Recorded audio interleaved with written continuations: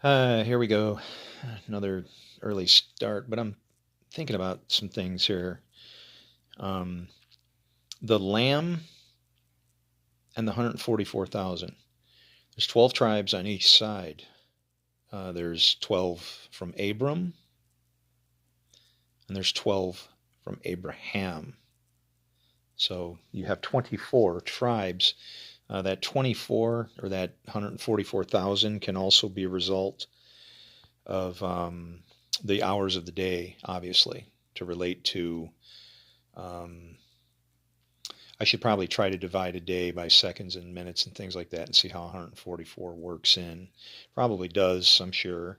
But the 144,000, there's something interesting about the number 1,000 as related to comments and things that are made in the scriptures, in the Bible. Um, it would be like, you know how somebody says you're batting 1,000, like as to say you're perfect. That's where that phrase actually comes from. It's from God's perfection is expressed as 1,000.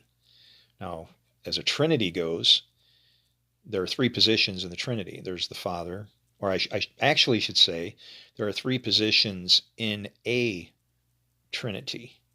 There's a lot of Trinities. Even a math equation is a Trinity. You take a rule, you take a comparative function, and then you wind up with a result. And that's exactly what a Trinity does. I have the Father, my comparative function is the Spirit, and then the result is the Son. Because there's actually, even though we say there's one Father, there's actually two Fathers. There's Father God, Father of lies, and that's our predicament, is to understand that, right? But the 144,000 would then be 12 by 12. So taking the 24 hours of the day and using them against each other, that in God's perfection, the covenants of day and night would be fulfilled, and everything that is done in those times is as it should be. So then what would wind up happening is, because it's both of day and night, you'd have two names on your forehead. You'd have Father God, and then you'd have the other Father, which is actually, you'd have your own name. Let us make a name for ourselves instead of letting God make your name, or the Lord choosing your name, right?